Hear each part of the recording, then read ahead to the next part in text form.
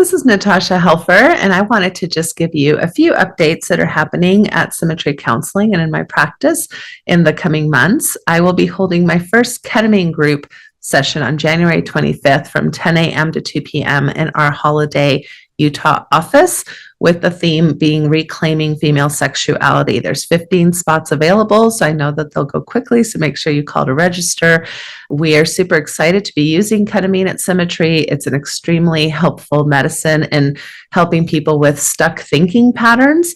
So this is where so many people benefit from, either past trauma or past education, past sex negative messaging, lots of things that you can feel stuck on and you want to kind of redirect and re-explore your body, your preferences, your identity, your joy, your pleasure, right? And we want to get old thinking unstuck. So super excited to be offering this. It will be kind of a uniquely guided experience. I'm going to curate for you to feel safe and to be able to explore a lot of these themes that we're going to be talking about. If you are a current client of mine or past client of mine, I'm offering an additional 10% off the early bird or regular price, depending on when you sign up. You have until December 15th to still benefit from the early bird rate. Yeah, just call the office for information and you will be able to get registered for that. Other groups, I'm starting in January. So my pretty popular Navigating Ethical Non-Monogamy group is going to be starting on January 17th on Fridays from noon to 1:30 Mountain Time. You can join these anywhere in the world as long as it works with your time difference changes. And it will be 7 weeks long, and it is for either couples or individuals who are interested in potentially starting non-monogamy in their lives, or maybe have already been in the lifestyle but are wanting to either get better at certain aspects of it, learn how to deal with challenges in more effective ways. I will also be doing a Healing from Male Sexual Shame group starting on January 30th. This will be on Thursdays from noon to 1:30, again, Mountain Time, again, online, so you can join me from anywhere. And this group is kind of for people who identify as male and either come from purity culture, sex negative thinking, and potentially also were treated under the sex addiction narrative and ways that has hurt them from considering themselves just on the spectrum of human diversity versus diseased or sick or something along those lines. So that's also a very popular group, and I encourage you to sign up for that if you haven't. I also have one of my providers, Sarah Rands. She's going to be offering a group on dating and kind of the typical challenges of dating as an adult. It's meant for any gender, any sexual orientation, and that will be a 6-week also online group. So if you're interested in that as well, call the office at Symmetry Counseling. And I also want to let people know that we have 2 current interns at our practice who are taking on new clients, as well as some of our more established providers. So we do have openings at Symmetry Counseling. I know sometimes people have a hard time finding a therapist with openings. And we work with all the general things as well, of course, the specific intersection and expertise on religion, mental health, and sexuality. So that's a little bit about us, and hope you're having a great day. Please consider subscribing to the YouTube channel or also offering a donation to keep this podcast alive. And thank you so much for listening. Welcome to the Natasha Helfer Podcast. To help keep this podcast going, please consider donating at natashahelfer.com and share this episode. To watch the video of this podcast, you can subscribe to Natasha's channel on YouTube and follow her professional Facebook page at Natasha Helfer, LCMFT, CST-S. You can also find all her cool resources at natashahelfer.com. The information shared on this program is informational and should not be considered therapy. This podcast addresses many topics around mental health and sexuality and may not be suitable for minors. Some topics may elicit a trigger or emotional response, so please care for yourself accordingly. The views, thoughts, and opinions expressed by our guests are their own and do not necessarily reflect the views or feelings of Natasha Helfer or the Natasha Helfer Podcast. We provide a platform for open and diverse discussions, and it is important to recognize that different perspectives may be shared. We encourage our listeners to engage in critical thinking and form their own opinions. The intro and outro music for these episodes is by Otter Creek. Thank you for listening. Welcome. This is Natasha Helfer. This is the Natasha Helfer Podcast, and I'm super excited to have our guest today, who is the author of Dun Dun Dun, The Diabolical Trinity. I just felt like I had to say ton, ton, ton. Anyway, healing religious trauma due to believing in a wrathful God, tormenting hell, and a sinful self. That's the Trinity. That's the Trinity that you're talking about. Wrathful God, tormenting hell, and a sinful self. And we're definitely going to go into those concepts a little bit more. Here on this podcast, we are big believers in trying to attack shame anywhere we can get it. And so this, a lovely book, I really enjoyed reading it this last weekend, preparing for this interview. And I'm super excited to dive in. Dr. Karris, would you mind kind of giving us a sense of who you are, giving us an introduction, and telling us a little bit about yourself? Wonderful. Yeah, I'm so excited to have this conversation with you about a topic I'm very passionate about. So yeah, Dr. Mark Karris. I'm in private practice full-time in San Diego, California. I also have a license in Colorado and Idaho. So yeah, specializing in religious trauma and couples therapy. And so those are really two of my biggest passions. And that shows itself out in my caseload. So pretty passionate about both, and have a book on couple relationships that just came out. And we'll be talking about religious trauma today. Then that's the other book that, we'll be chatting about. Yeah, you've written several books. Can you give us a sense, can you give us some titles of your other work that you've done? Well, there are 5 books, 1 through 4. Well, one was called Season of Heartbreak. That was helping folks heal and work through a romantic breakup. Okay. And that was coming from more of a conservative Christian lens. And then I started deconstructing my own faith and going through some faith shifts. And then out of that came a book on deconstructing prayer. And that became very relevant as I was sort of thinking about the potential harm of prayer, which is a pretty profound thing to say, but also the efficacy of petitionary prayer, especially as one who has a brother who has mental illness and a mother who had a drug addiction, who eventually died from drug addiction, and wrestling through my own faith shift in that. And then moving forward with religious refugees, that was focused on helping people work through a faith shift, but still holding a Christian lens through a process theology perspective. And then moving a little bit to Diabolical Trinity, which we'll talk about today, which is just from a secular perspective. And then a couple of relationships with which thankfully has nothing to do with God and religion, and was just beautifully delving into couple relationships and neuroscience and attachment theory. Okay, which is called Beyond Fairy Tales, is that correct? Yes. Yep, Beyond Fairy Tales. Mm-hmm. Okay, maybe we'll have you back if you're willing to talk about that. Yep. All right, so religious trauma, let's get into it. Right yep. off that. And I'm going to ask you to maybe bring in some of your own personal stories along the way, because you throughout your book really in a beautiful way. I remember this. We've both been therapists long enough that I remember Marlene Winnell coming out with religious trauma syndrome as a discussion of something that could be considered. And you speak of this in the book. It was kind of laughed at a little bit, or minimized, or not really readily accepted by the larger psychological community. So can you give us a little bit of your understanding of that history and why we're taking religious trauma more seriously in today's world?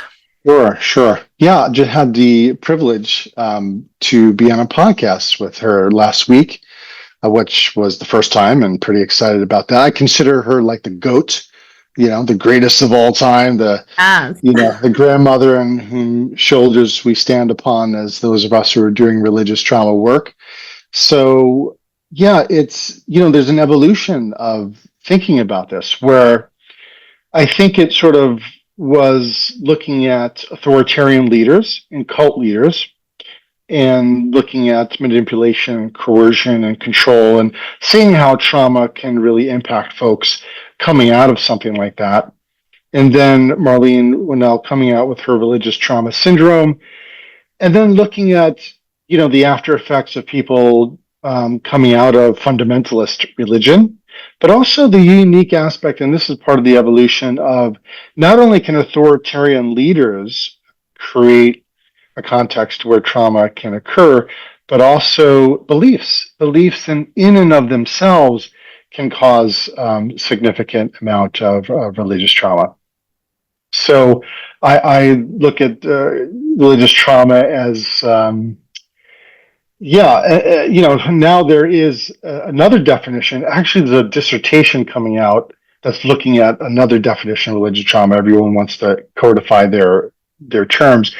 But since Marlene Winnell's religious trauma syndrome, some people are trying to get away from syndrome and now coming up with something much more generic. And that's where the Religious Trauma Institute and Reclamation Collective has this definition, which is the physical, emotional, or psychological response to religious beliefs, practices, or structures that is experienced by an individual as overwhelming or disruptive and has lasting adverse effects on a person's physical, mental, social, emotional, or spiritual well-being. So it's a little bit of the evolution with a culmination of a definition of religious trauma, and a lot of folks wanting this to be incorporated into the DSM and really trying to get the awareness out there that this is a real thing, a serious phenomenon that should be really considered by the psychological community and faith communities at large. Yeah, I really appreciate you talking about that. I agree. Marlene Winnell is the GOAT, and I've had her on this podcast as well. She's amazing, kind of pioneer in this work for sure. Oh. I found that you had some really interesting kind of, and I think some of these terms you've coined yourself, you can correct me, but you had 3 different things that I think would be helpful for folks to realize language that you're using. You talked about adverse religious effects, which is R, right? Which is different than the, the adverse childhood effects that I think a lot more people are familiar with. Yeah. Religious effects was something you referenced. You also talked about religious disorientation growth syndrome. And you talked about religious trauma. So those are 3 different things. I'm wondering if you can spend a little bit of time on each one of those. And Yes. Sure. So the adverse religious experiences is really important, and people have different ways of talking about this. Again, there's some people who really want to own their definitions, and so I'll give honor to, again, the Religious Trauma Institute and Reclamation Collective with their definition of adverse religious experience as a religious belief, practice, or structure that undermines an individual's sense of safety and autonomy and or negatively impacts their physical, social, emotional, relational, or psychological well-being. The point of that is that we can have adverse religious experiences, but not necessarily experience religious trauma. I have an interesting story that I have a twin brother, and we went through the same exact religious experience. I had experienced religious trauma due to various adverse religious experiences. And my brother had maybe a couple of adverse religious experiences, but did not have religious trauma. And I think the key with religious trauma, as you know, is probably that adverse lasting effects, typically on a person's mental, emotional, and social and spiritual well-being. So that's going to be the real factor. Especially with a culture that says, well, I'm traumatized from eating that food or traumatized from watching that movie, and throwing the word around very lightly. There is sort of a core to it that you don't want people to miss there. And then religious trauma, what did I say? How did I phrase that? The religious trauma syndrome disorientation syndrome? Just disorientation growth syndrome. Yes, and that's what I saw as a syndrome or a cluster of phenomena that I experienced with people who are deconstructing their faith. And I kept seeing the same thing over and over and over again, where people were feeling very disoriented, not sure exactly who they were, what their purpose was, how to look at the biblical text, having experiences in the community and forms of rejection. It was a real faith shift. It's almost like the acute phase of starting to question your faith. Some people might call it the dark night of the soul, but I think with the way I'm talking about it is, it very well could lead to a lack of faith. It could actually lead to atheism. So it doesn't guarantee that one's faith will be intact. So I just saw that as sort of a unique phenomenon with people who were starting to really question their faith, which is a little different than religious trauma as something that adverse, lasting effects over a period of time. So, but we're all trying to figure this out and put words to the phenomenon that we're kind of seeing in the room. Yeah, right, for sure. And I would agree with that. With, I work, I come from an LDS background myself, Mormon background. I've also worked a lot with Catholics and evangelicals, depending because of where I live, and different perspectives on this. And I think regardless of the religion, we're seeing fairly similar effects, as people are maybe becoming de-churched or whatever terms there are around some of those things. So totally. Can you talk a little bit about, because I agree, not everybody who goes through a faith transition has religious trauma. Right. And so how would you start qualifying that? Like, how would somebody know that, maybe this is something I should look into? Am I actually experiencing the trauma effect, or am I just having like a transitional adjustment? Yeah. I think with that, there's a sense in which I want to honor people's experience. So whether or not it fits some particular definition or not, I want to always honor, hey, if you think that you've experienced some level of religious trauma, I want to just honor your subjective, phenomenological experience of that. But I think a key typically with religious trauma, as opposed to sort of RDGS or religious disorientation, growth syndrome, I think is the lasting adverse effects, and the sense that it's almost like, I would say, complex PTSD, right? It's something that really affects you on such a neurobiological level. We're talking about fight or flight or freeze and appease responses. Really, we're having nervous system effects here that, some people are having panic attacks and insomnia and the identity of oneself and the shame. And if you're looking on Facebook and you see a post that's religious and you all of a sudden started getting sweaty palms and some anxiety and nervousness, that could be a sign that there's some level of trauma there. So I think, appealing to looking at the nervous system and, one's fight, flight, freeze, and appease responses is just really important. And again, it's got to have lasting adverse effects. And I think with the complex PTSD, the piece there is the effects on one's identity. It's so entrenched. And that shame, I think, it really is a key part of that. And it's bedfellow self-criticism in the midst of a religious context. But yeah, those are some thoughts on it. Mm-hmm. Shame's bedfellow self-criticism.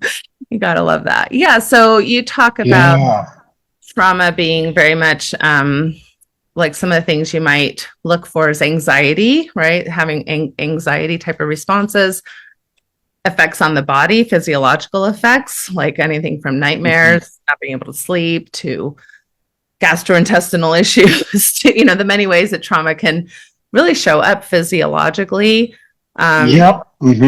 Shame, you mentioned self-criticism, and you also talk about the sense of feeling betrayed. So I'd like to talk a little bit about some of these. Oh, yeah, totally. It's interesting, this idea that religion can be harmful, right? We live in a society here in the United States of America that was founded by religious folks. We take religious ideology very seriously as far as like religious freedom. And, you see a lot of, especially in the realm of Christianity, very tied to almost like our American identity in many ways. And so I think it's very difficult for many people, to think this thing that they hold beloved or dear, or that's a huge part of their culture and tradition and family histories, that it could be harmful. Yes. You did a great metaphor of talking about the monster under the bed that I think most of us will relate to, right? A lot of our kids are scared. If you're a parent, it's more than likely that you've had your kid be scared of the dark or a monster or the closet or something along those lines. And you did a great job in the book kind of talking about two different parental approaches to that and how you kind of made, I guess, direction towards religion. So can you talk a little bit about that example that you gave? Yeah, I don't recall the exact example, but I could share what's coming up for me is that there could be some listeners that still want to hold to some kind of spirituality. So I'm always trying to, talk about this stuff through a lens of compassion. At the same time, I have a part of me that's so passionate about fighting against toxic religion and toxic theologies. And so just to acknowledge that, religion serves a function, and it's way before Mormonism and Christianity and Judaism, all the way going back to the oldest forms of religion, such as animism. Like, it's just fundamental, it seems, to the human experience, especially when you get into groups. And so that there's some benefit, and the research shows that there could be benefit to different religious expressions.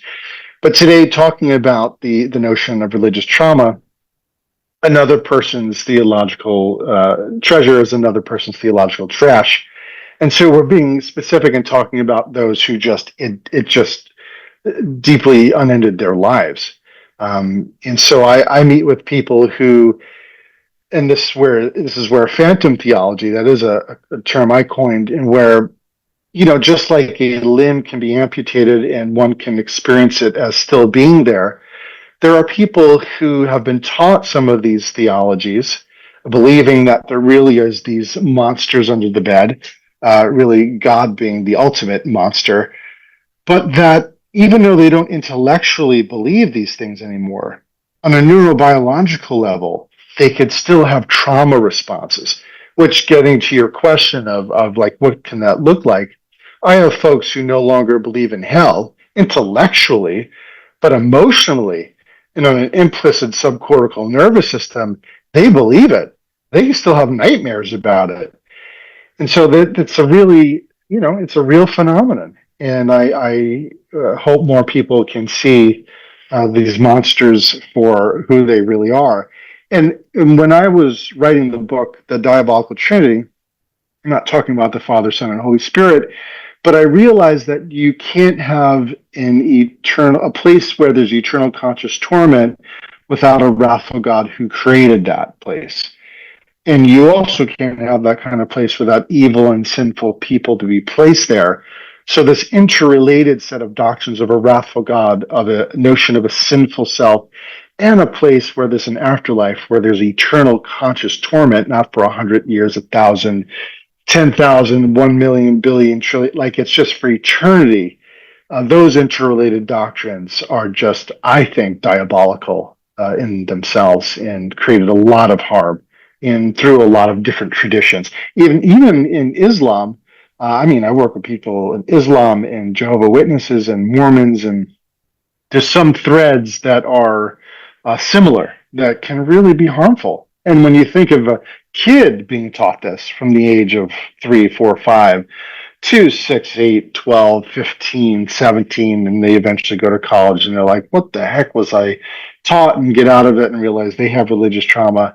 It could be so embedded. It's so deep within ourselves. It could take years to unravel these things.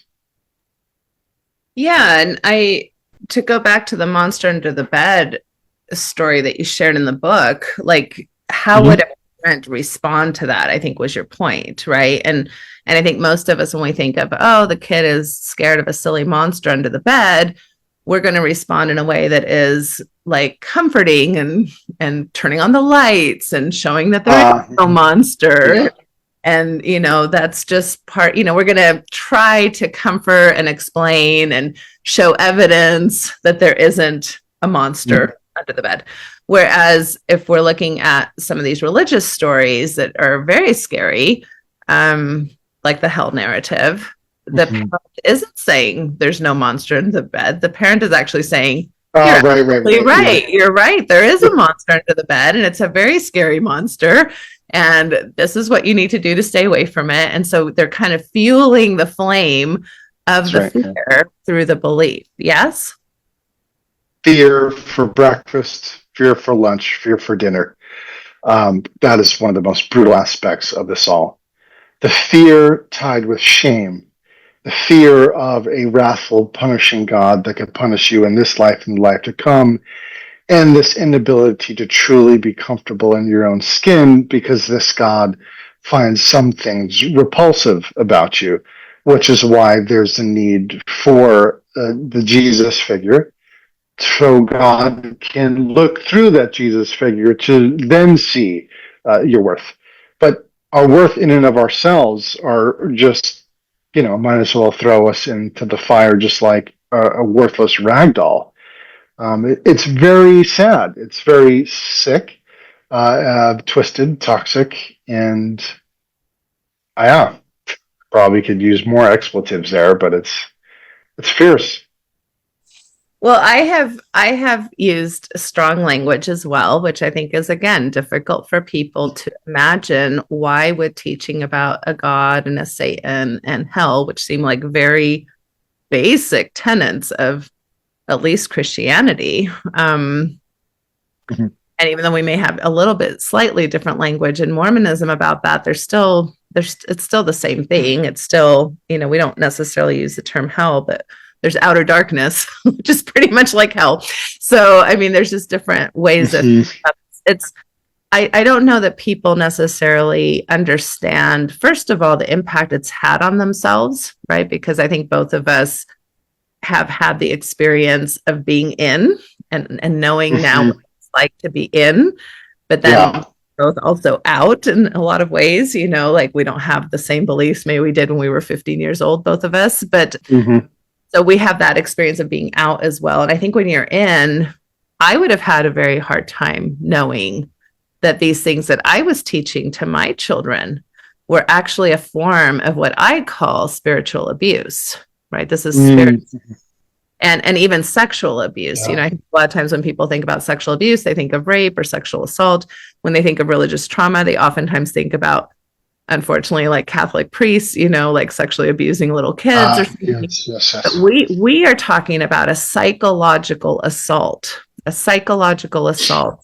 of sharing with children who are not developmentally mature enough or developed enough to put these kinds of concepts into context. And there's this constant, voyeur. I think there's two constant voyeurs people grow up with, right? A God who's all knowing and all seeing, and also Satan, who knows how to tempt you and knows how to get to you. So right away, even in your own body and mind, you don't feel privacy. There's no privacy. Yes. Quite psychologically assaulting. It is. And when you said sexual abuse, I also think of the ideas that some of us have been taught around sex and sexuality and pleasure in our bodies. It is a form of abuse, right? It might as well be, poking a hot poker and really damaging our bodies. This is so serious that folks have killed themselves. Because I can think of members of the LGBTQ community that were taught that they were sinful, that they were in cahoots with Satan, that their sense of pleasure was so twisted and it was so sinful that they killed themselves because they feared a God hated them that much because they couldn't change their orientation. They were who they were. So this stuff is abusive, the way it's been framed. And in our tradition, in the evangelical, there's the topic of purity culture and the things that have been taught have had lasting effects. And Linda K. Klein wrote a book on that, and she said as she did this qualitative research with these women who've experienced these teachings, I think I'm quoting to say that she said it's like they were in a war zone.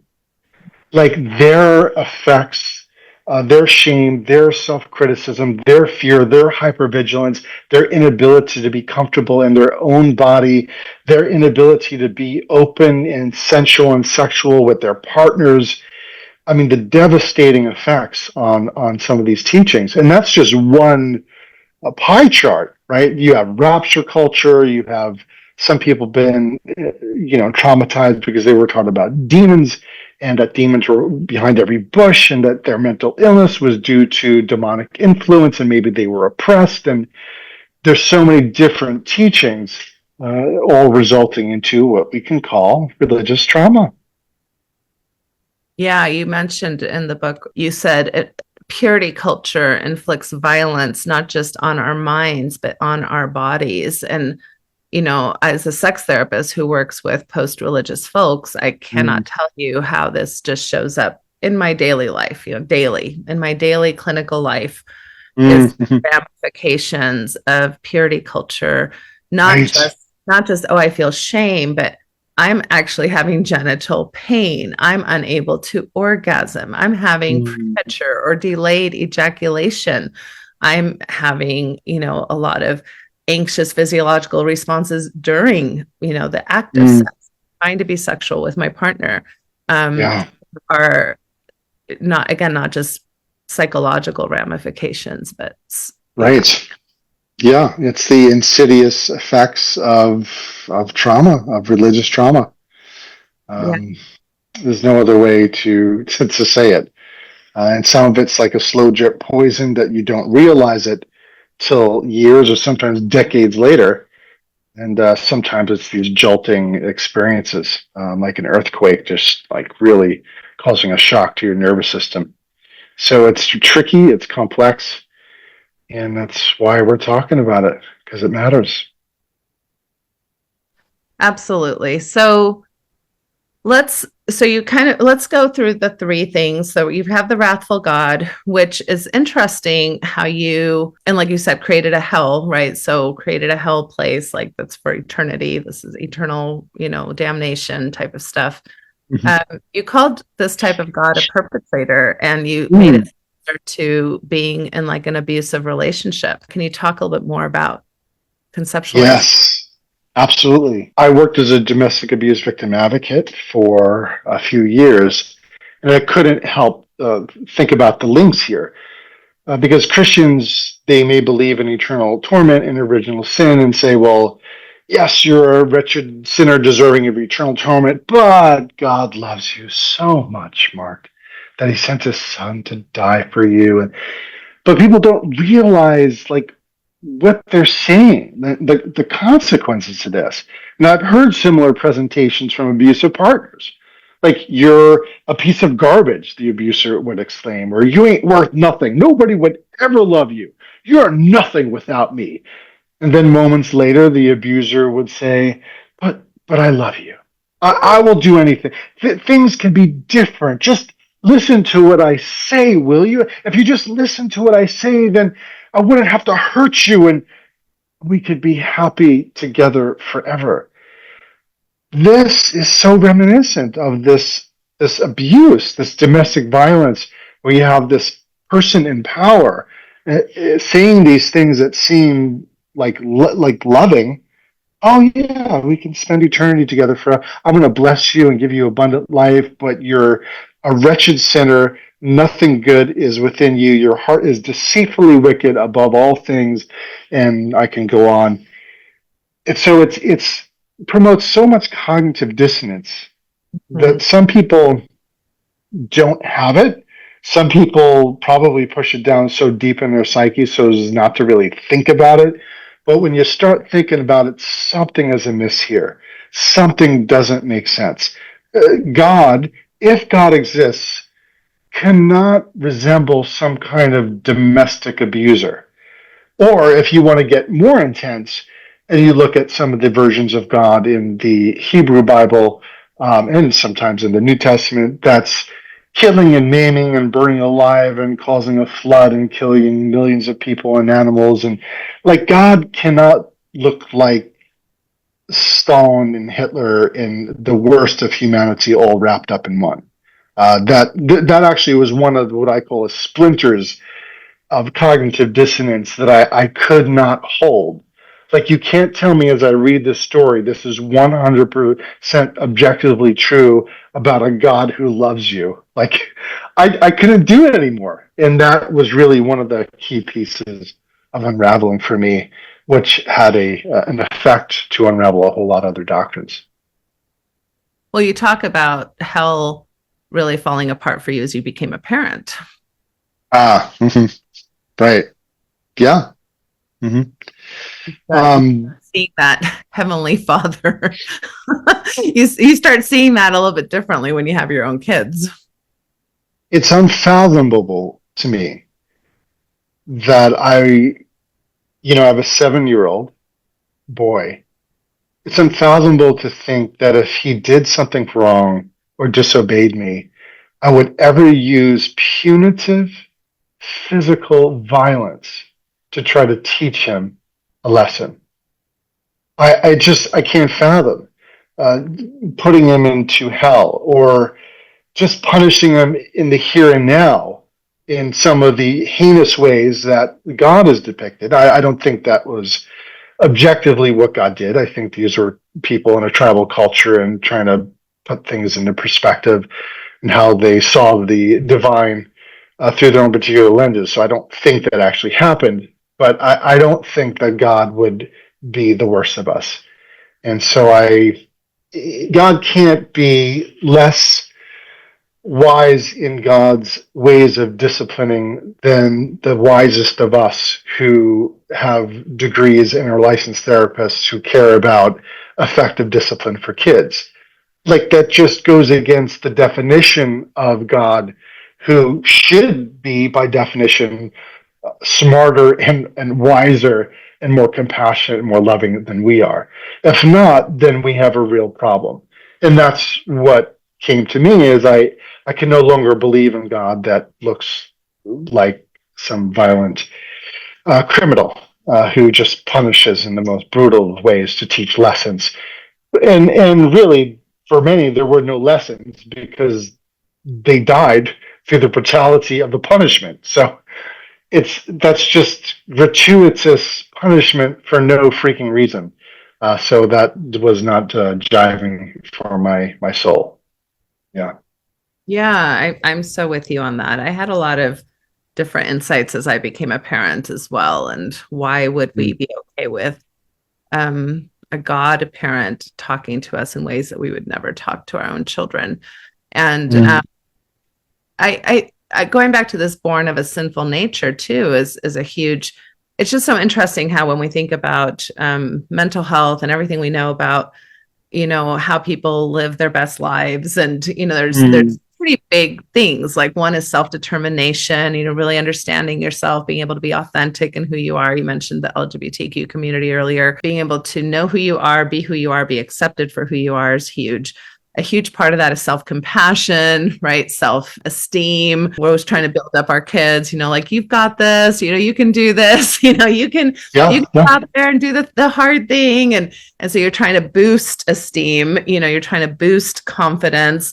And you think about, especially in therapy, we're really looking at trusting yourself, internal authority. Granted, we can't trust every thought and feeling we have, because especially if you're like depressed or whatever, depression is going to do a number on your brain and lie to you about all kinds of things. But in general, we're trying to get you to trust yourself, have internal authority, self-determination, good self-compassion. Like, that goes completely against this idea of born with a sinful nature. Do not trust yourself. Do not trust your body. Do not trust your proclivities, right? You are not, you're like I said, you're a piece of shit.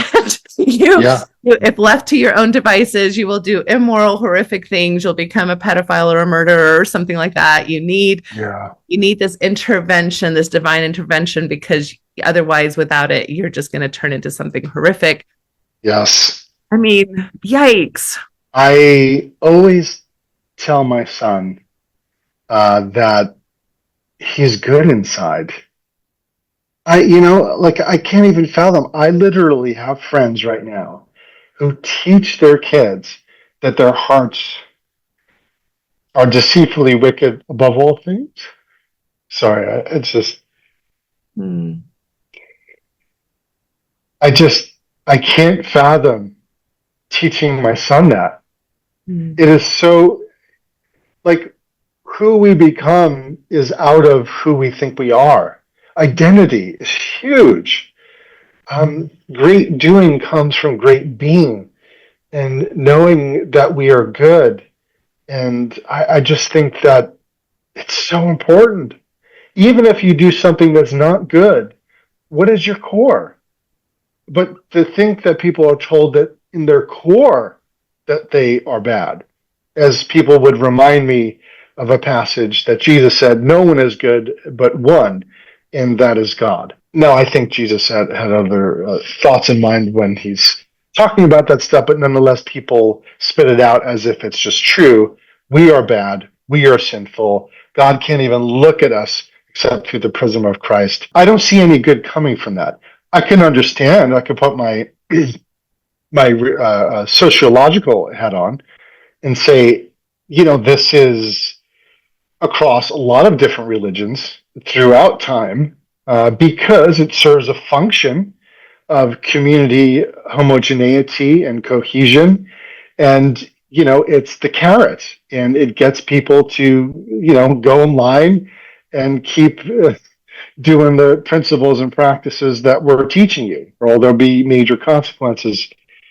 And so I just think it makes sense, but just because it makes sense doesn't mean we don't have to evolve as a species and do something very different. Yeah. Yeah, for sure. You talk about betrayal trauma. You also talk about betrayal blindness. Mm. Where does betrayal fall into this as part of the deconstruction process for people? Yeah, this was interesting. My thinking about betrayal trauma, and this betrayal trauma occurs when the people or institutions in which a person depends for survival violate that person in a significant way.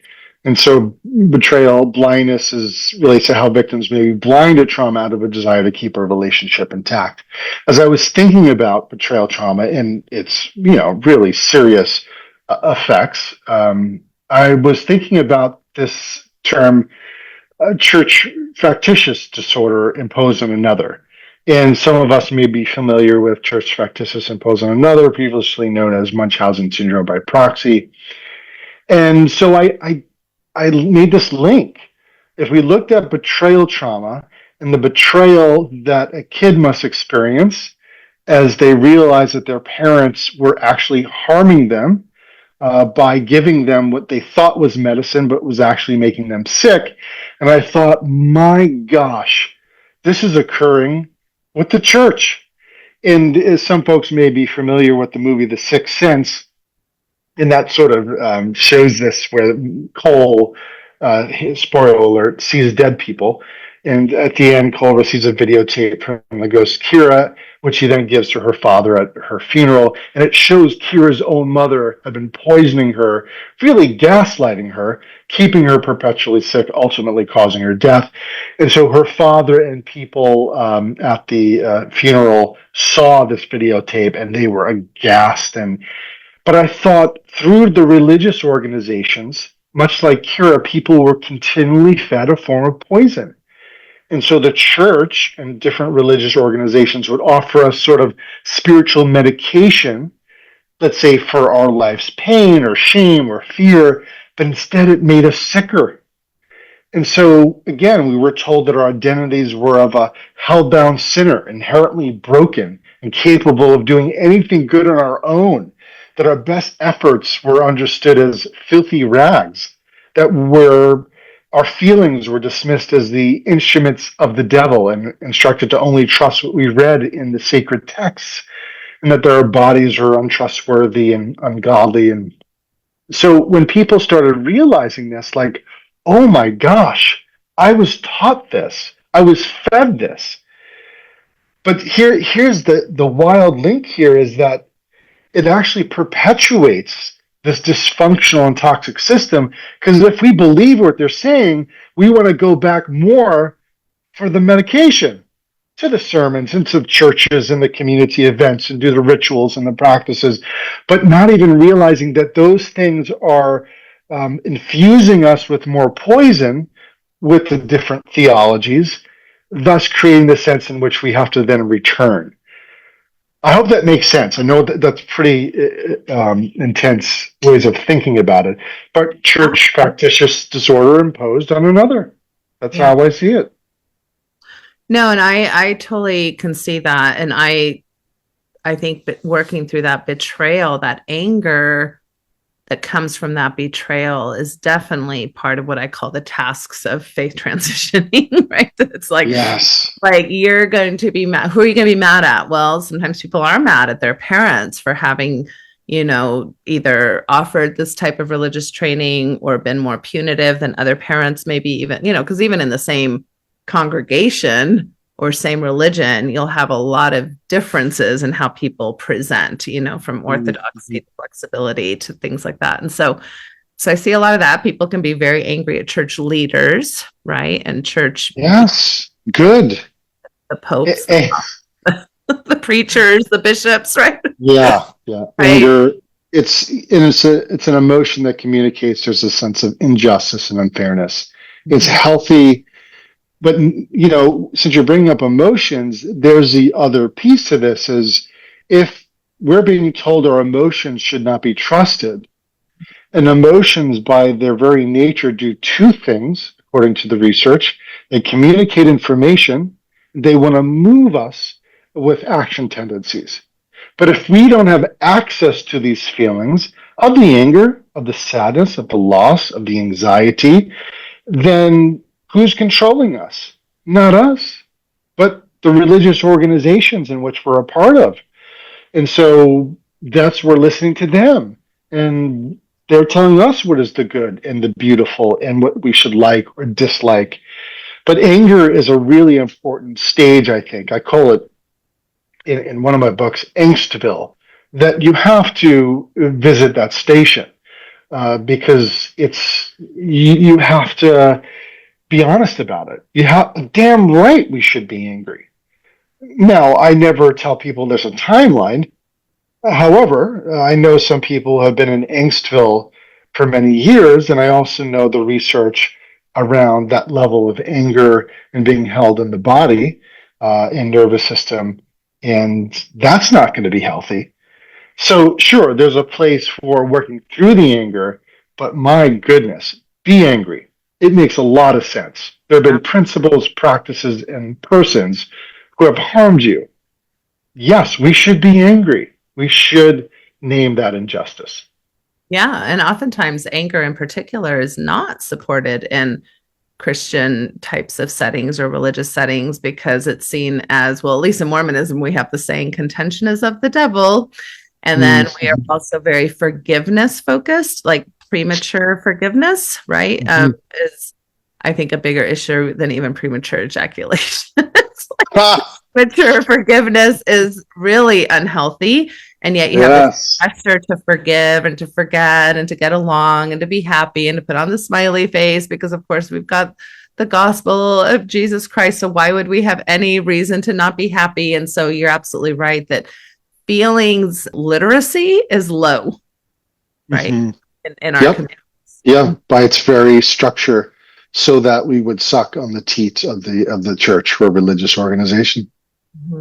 Yeah. So that's, and then you also make the point that trauma in itself cuts us off from our emotions because it's a protective factor sometimes. So maybe we can use the last bit of our time together to talk about some of the ways that you speak to leaning into healing, right? And I thought was really interesting, especially with all the neuroscience that we've, kind of come across a lot of new information, I think, in the last decade or two.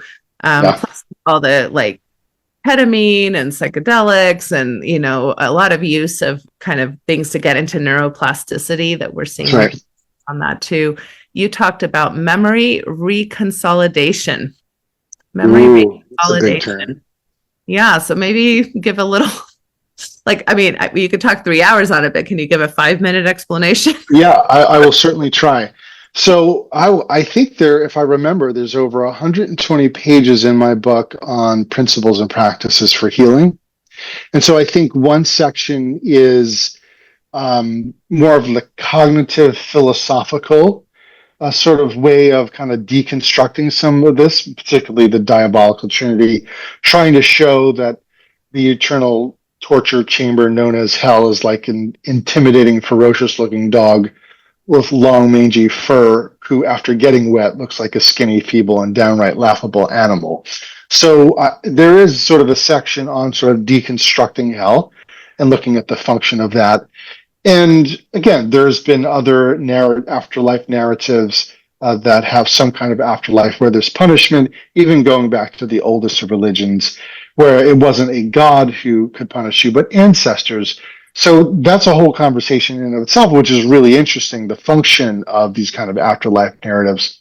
But then I do spend a lot of time in sort of the neuroscience and getting into the nervous system kind of stuff, because as I share in the book, that facts will not heal the tracks and information does not necessitate transformation. When I say facts will not heal the tracks, I'm talking about not the tracks of the nervous system. That's why we're getting into trauma. You can't talk someone out of this stuff. Now, that could be helpful, and people listen to podcasts and read books, but we're talking about trauma therapy. And so memory reconsolidation, there's so much to it, but it is a remarkable discovery in the field of neuroscience, where it was believed that memories that they thought were sort of static or fixed or entrenched for a lifetime, but now we know that memories can be, they call the technical term labile, open to change, right? So we can have very harmful traumatic memories, but now there's work that we can do that sort of can unlock those memories, that can open it up to be able to change for a certain period of time before they're back to reconsolidating. And that's why we don't want to open up memories and sort of not have the key to memory reconsolidation is juxtaposition with sort of a contradictory experience. But some folks who are therapists, sometimes they can open up the trauma and they just leave it there, almost reinforcing the neural networks. Instead of memory reconsolidation is looking at this sort of unfolding of events, and they say it's sort of trans-theoretical. This memory reconsolidation could be found in AEDP and ISTDP, in emotionally focused therapy, and different models of therapy. But the core is to have an unlocking of these traumas alongside with a juxtaposition of sort of these corrective emotional experiences, usually contradictory, and then sort of having them go back and forth a little bit. In a way, you can say the trauma network mixed with the caregiving network, if you will. So these loving experiences, thus juxtaposing both of them to have sort of an updated memory, where some of the charge around the memory, the traumatic memory, is gone. And so there's an updating instead of sort of the unfinished, unintegrated experiences that is very reminiscent of trauma in general. Yeah, right. And I thought that was, I mean, I know this because I've studied it, and yet it was very interesting to read again in your book about ways that people can maybe do this. And one of the things I really liked, which was one example, I really recommend getting the book because there's like you said, lots of pages with lots of things that we're not going to get to today, was building a team of inner sources. Like you talked about, like just visualizing, doing a visualization exercise of, like, for example, a compassionate entity, whether it's a make-believe entity or whether it's another version of yourself or whether it's actually somebody in real life that you have found a lot of compassion coming from, and using imagination and using your creativity to really build that imagery, which now is a memory. Now you just created a memory, right? There you go. That's right. As you consider that, like I've done guided meditation throughout my entire career for this reason, right? We're creating memories in the moment. And there's parts of our brain and body that are kind of dumb. They don't know that you really experienced it. You imagined it, so they believe it's real.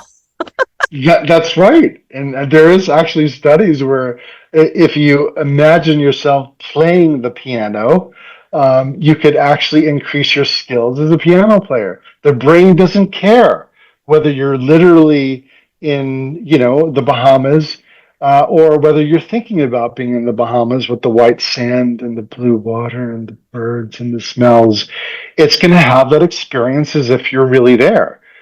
So yeah, this work around the imagery is coming from my experience with EMDR, and yeah, where these figures, you can take sort of this example of an angry, wrathful God, or a very painful experience that you've had at church or with your parents that you can't forget. That's really traumatic.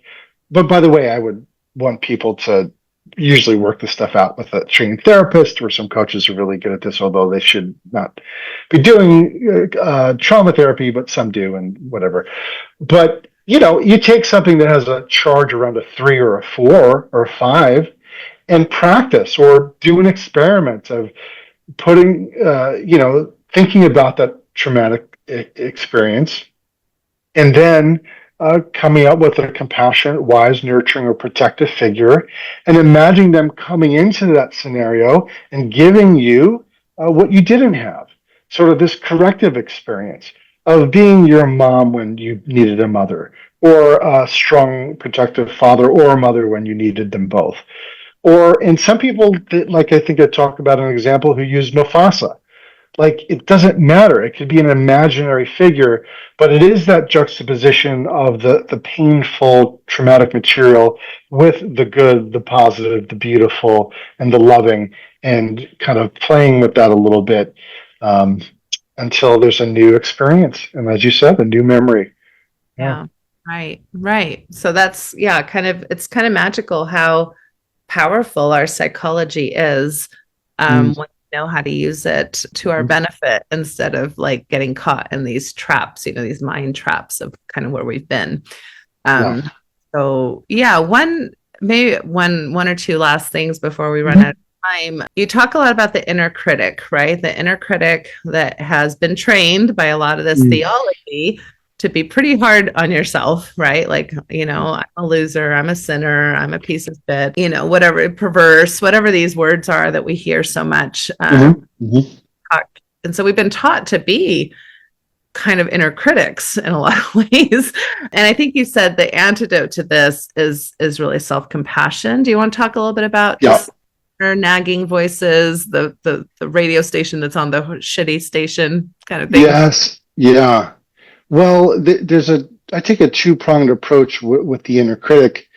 And one is this, fascinating, I think, powerful, paradoxical, life-changing experience of befriending the inner critic. That was a game changer for me. And this is really coming from parts work and eternal family systems. But the notion that this inner critic is not a demon, it's not, the Holy Spirit trying to, condemn you and judge you. It's, in a part of you that can internalize some of these aspects that you've experienced, but really at base, the reasons why they're saying these particular things is to keep us from future pain. I mean, that was a game changer. And some people are like, wow, well, what about, a part that says, you should just die? Yeah, even suicidal parts have this sense that if you were to take your life, what is the payoff? That you would no longer feel the torment and the pain that one's feeling. So that sort of notion of befriending the inner critic is really important. And that's where self-compassionate practices can come into play. And I like this Kristen Neff's work of the yin and yang of compassion, where I like the yin of compassion. It is a subversive middle finger to the theologies that we're taught, to a projection of this wrathful God who doesn't like you, or of a community who objectively doesn't like you and is rejecting you. For you then to be able to put your hand on your heart and to be able to extend to yourself some kindness, realizing that our experience is embedded in a common experience that other people are struggling with at the same time, as opposed to feeling isolated. And then just extending some compassion that, no, you are not a sinner that's deserving of hellfire.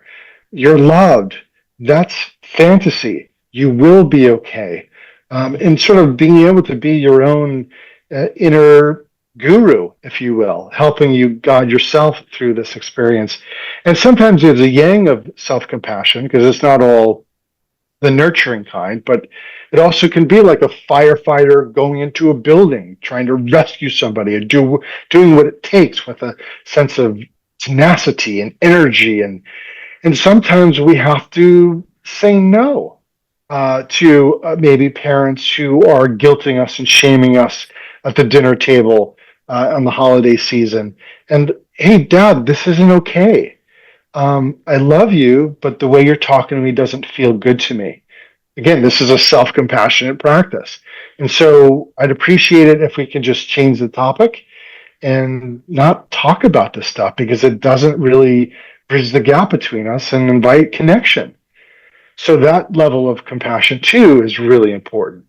This sense of me being able to nurture myself, but also take care of myself in a way that feels life-giving. It's powerful. It's a game changer. I would totally agree with that, because I think this is one of the most lingering things. I would say if I was just an educator, I would just give you information. But since I'm a therapist, we're going to have to process. And like you're saying, it's the practicing, right? Practice. Oh my gosh. Compassionate practice. Most of us really struggle with that at first. It's kind of like a squeaky violin. We don't know how to do it. But we get much better at self-compassion. That was really lovely. Yeah. And can I just add one more point? Yes. It's not woo-woo, you know, Right. like this is like science. There's literally hundreds, and I mean hundreds of research articles on the power of self-compassion. It's literally linked to every positive correlate of human experience. And so we're not just like, oh, be kind to yourself. Like this is real science, is research based. So that's what I love about it too. Not to mention anecdotally, it's been powerful. Really helpful. No, I agree. All right, last thought I have, and then I'll let you go. I'm trying to be cognizant of your time. So I just learned earlier while we were getting on that we have a common experience, and that it sounds like you got kicked out of your church. I'm not exactly sure what you meant by that when you wrote one of these books. And I've been excommunicated from my church, mainly for the work I've done around sexual health advocacy, which goes against a lot of the teachings that they're spouting, things like masturbation and things like that. So I don't know how comfortable you are talking about that. That was a very personal, kind of horrendous experience for me. I'm guessing that was not a pleasant experience for you.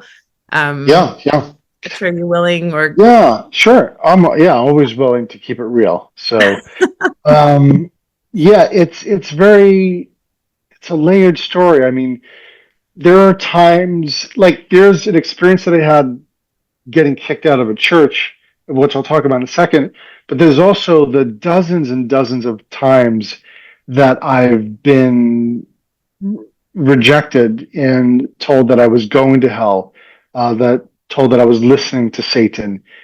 I mean, those are so brutal. I mean, I've cried so many times. People who I thought were my friends, people who I thought after writing a book, hey, great job, but instead that I'm not only am I going to hell, but how dare I lead others people going to hell, losing opportunities to teach. I'm an ordained pastor. I haven't pastored for a while, but certainly ostracized by the evangelical community at large because of my writings and my posts and stuff like that.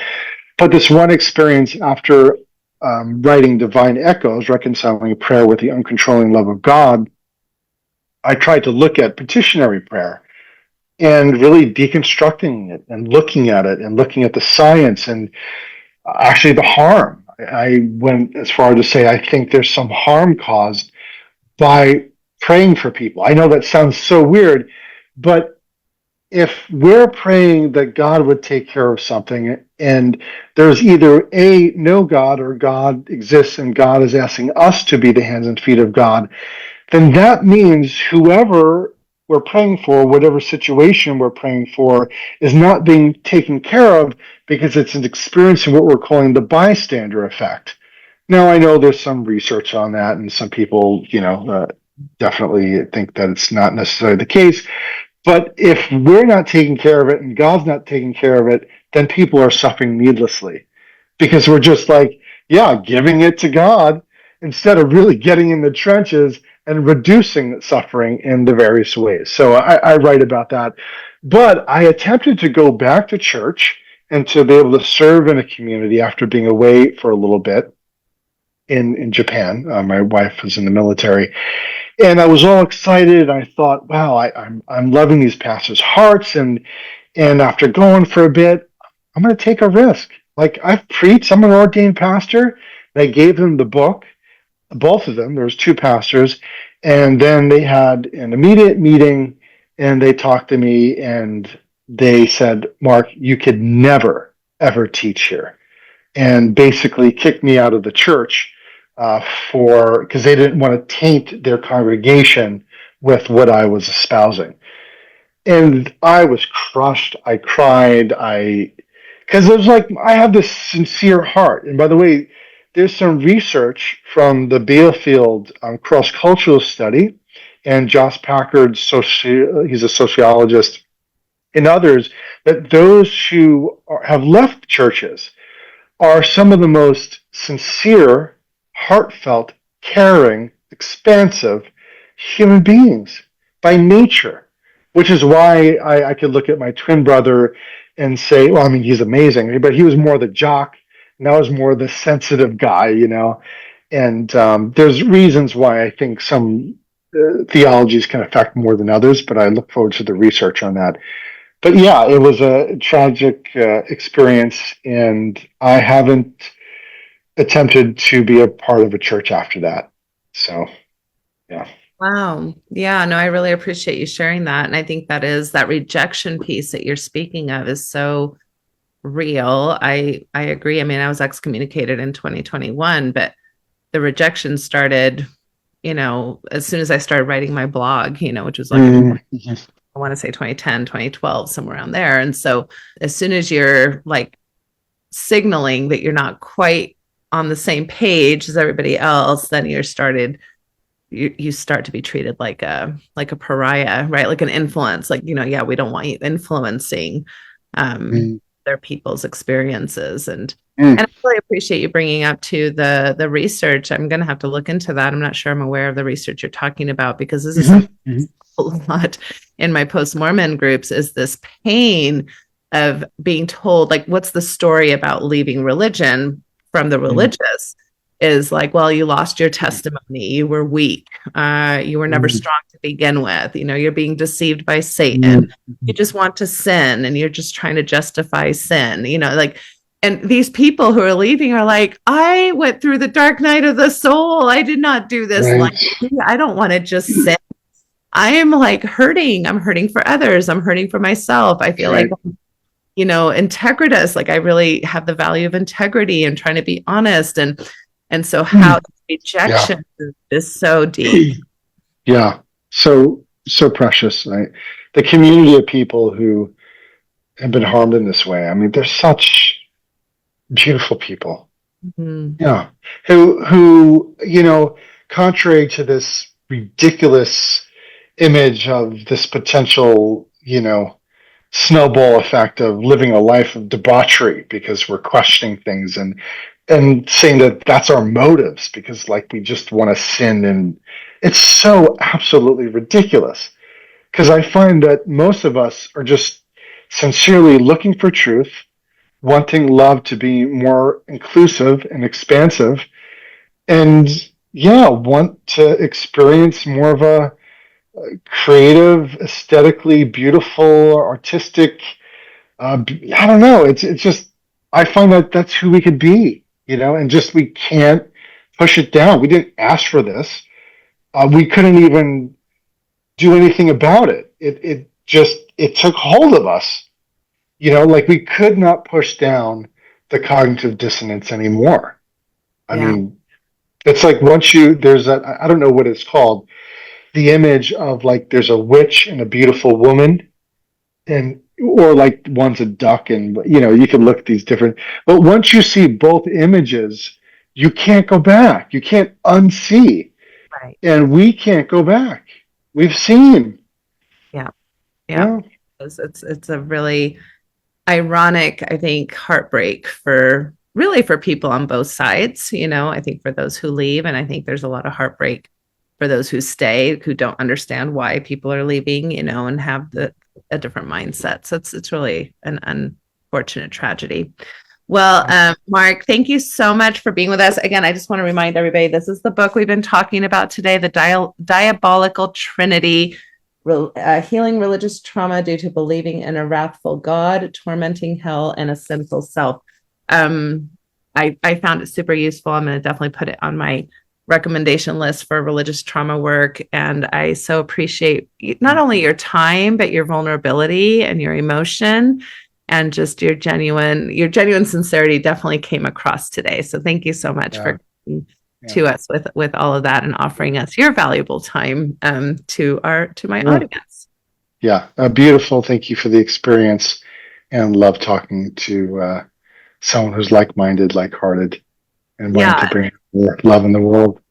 Yeah, it's super. It is. It's nice to find like-minded colleagues for sure. And I hope our paths will cross again. Thank you for your time. Sounds great. You got it.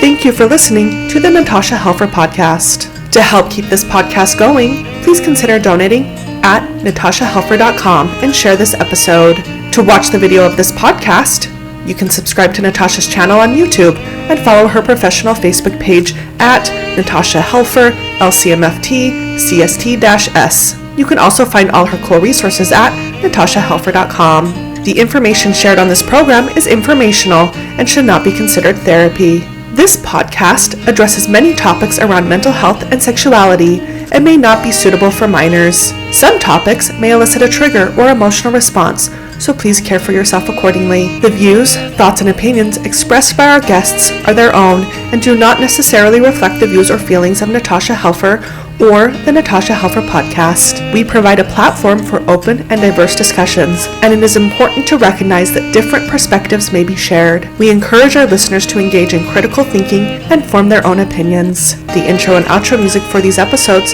is by Otter Creek. Thank you for listening. There is a place where time slows to nature's pace, and there is space there to find yourself in her embrace. Some places should be left alone. Now tishki say the so we can always go to the homeland of the heart.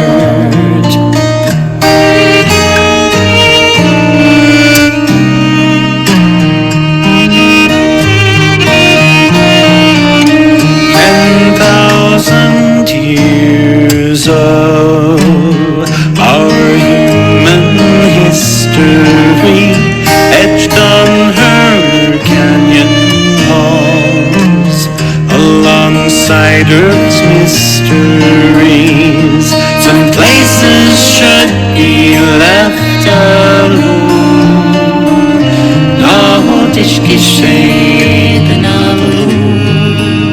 so we can always go to the homeland of the heart, to the homeland of the heart.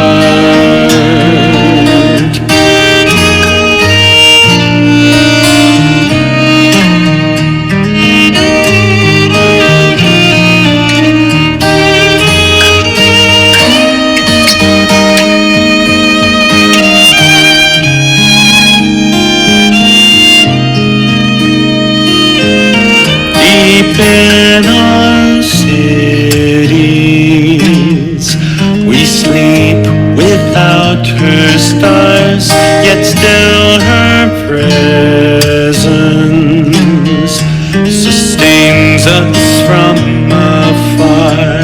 Some places should be left alone. No tishki shade no. So we can always go to the homeland of the heart.